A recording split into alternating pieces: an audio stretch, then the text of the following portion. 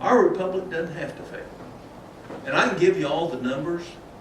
Why the debt, the total unfunded liabilities and debt now is $144 trillion. Total debt in our country is $20 trillion at the federal level. When you add state level debt, city level debt, county debt, personal debt, and corporation debt, you're at $58 trillion. No country's ever survived that. So what is the challenge? What does history tell us? What do we have to do? What we have to do is go back to the principles that our country was founded on. Core principles. Core principles of living together. Core principles of making sure we have virtuous and educated people. Core principles of embracing the rule of law. And core principles of economic freedom. And one of the reasons, and I know Donald Trump very well before he became president, but one of the reasons I like what he's done, I don't like how he does it, but I like what he's done, is because he's doing what he said he would do. And if you go look at the background polling, he won 48% of the popular vote in the United States. If you go look at his background polling right now, he's got 49% approval rating. And that measures everybody. That doesn't just measure the people that voted for him. So it matters what you do and how you do it. And so that's why I worked with Barack Obama, because I had more influence being his friend than I did being his enemy. And that's one of the lessons that I think we all need to take away, whether we're talking about our government or we're talking about our neighborhood. So I'll kind of finish up with this. The problems in front of us can all be solved. Every problem in front of our nation. But not if we don't take action. So if you see 30 people here, and over the next year you engaged 100 people to teach them about this process and teach them why it's necessary, teach them why their grandkids are worth it that we do this, teach them about the history of the continued diminution of character and statesmanship in Washington. You know what will happen? Is we'll get it done. We have 12 states that have already passed it. I think we'll probably pass 10 this next year. All we have to have is 34. When we have 34, the Congress has to call a convention of the states. They have nothing else to do with it except calling it. Once that happens, the rules, the limitations are all designed. Nothing. The only thing bad can happen by calling an amendments convention is not calling one.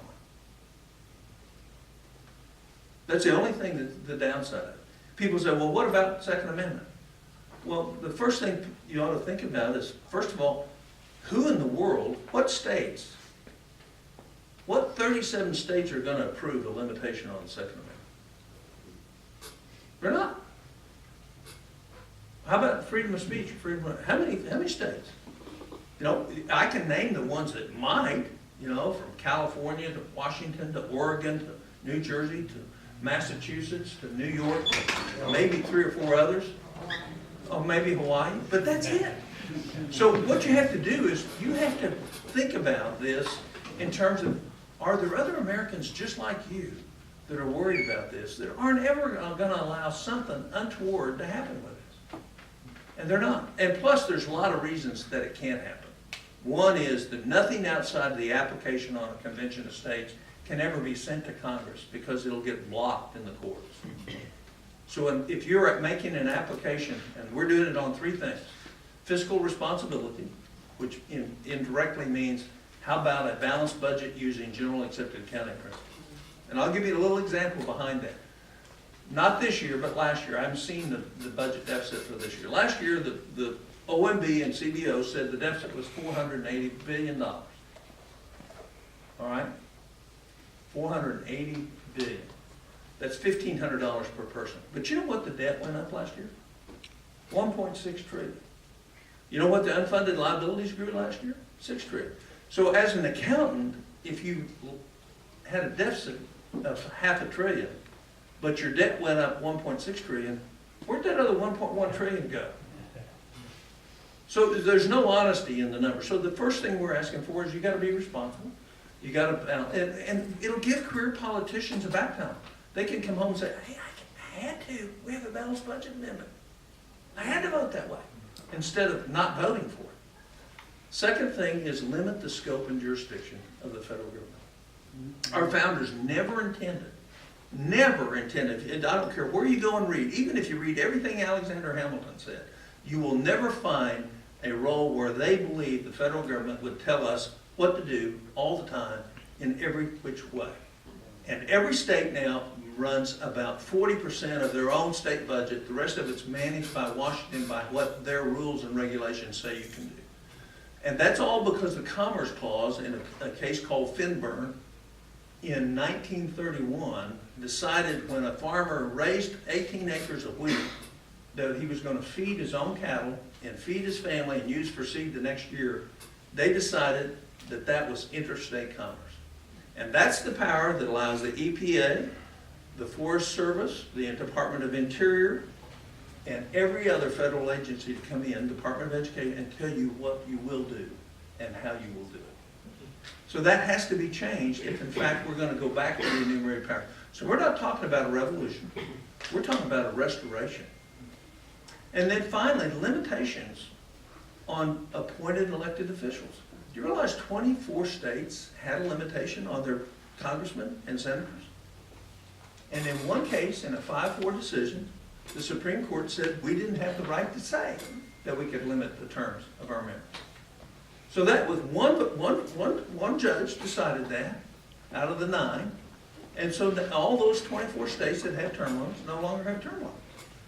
Well, term limits is the thing that gives you the character you need to do the right thing at the right time for the right reason.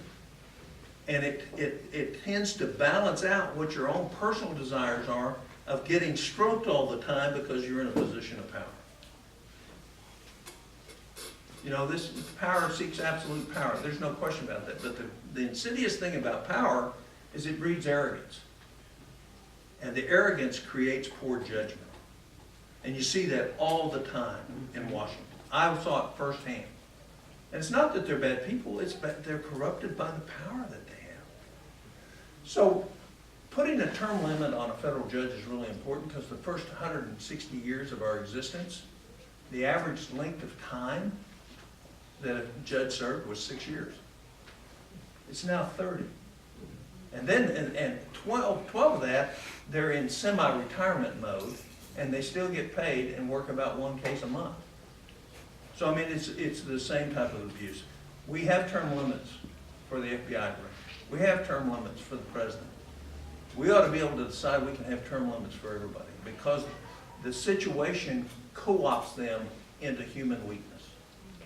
And we need to recognize human weakness and we need to guard against it. So there's not any problem that we have in our front of our country that we can't fix, but it's got to be us that fixes it. The politicians are not going to do it. And if you list 2 great examples, I talked about healthcare. Let me talk about, education. Let me talk about healthcare. Do you realize that of all the money that's spent, $3.4 trillion is going to get spent on healthcare this year in our country?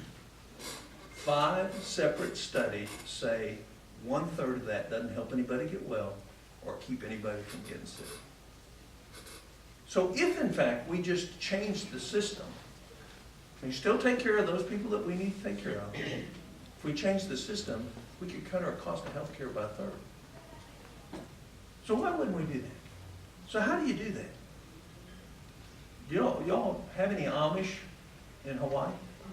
No. Well, we have a bunch in Oklahoma. I delivered 500 Amish babies, or plus or minus 50. You know what they did?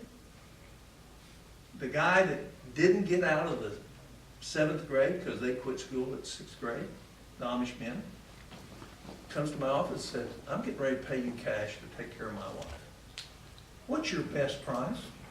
Because if it's not good enough, I'm going to another doctor to find the best price. And they do that at the hospital, and when they go get an ultrasound for their wife, they say, what's the best price if I pay cash before I come? And so they buy at about half the cost of everybody else. And there's all this technology that's coming right now. I can tell you of a company in Oklahoma that 3 months ago was spending $350,000 or $400,000 more a month than they are right now, just on the basis of price discovery. So it all comes back around. If you want health care, and you want it affordable, then mandate that everybody that's in the business of healthcare publish their prices so you can find out what it is. And that's called price discovery. Markets work on price discovery. And if there is no price discovery, you won't get any efficiency.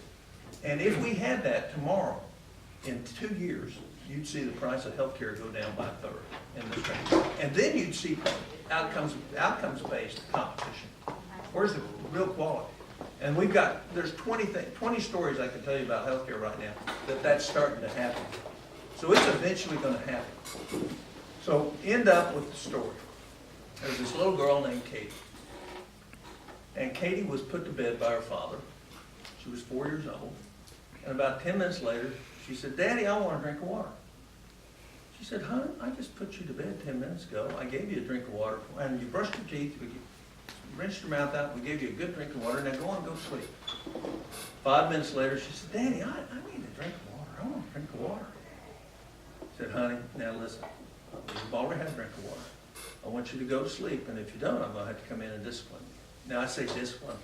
In Oklahoma, we say spank. So about 10 minutes go by, and she says, "Daddy, when you come spank me, would you bring me a drink of water?" Well, there's 3 morals to that story. Katie knew exactly what she wanted. Number 2, she was totally persistent. And number 3, she was willing to pay the price. I'm willing to pay the price for the rest of my life to try to fix our country. I know what we need to do, and I know it's safe, and I'm going to persist until we get it done.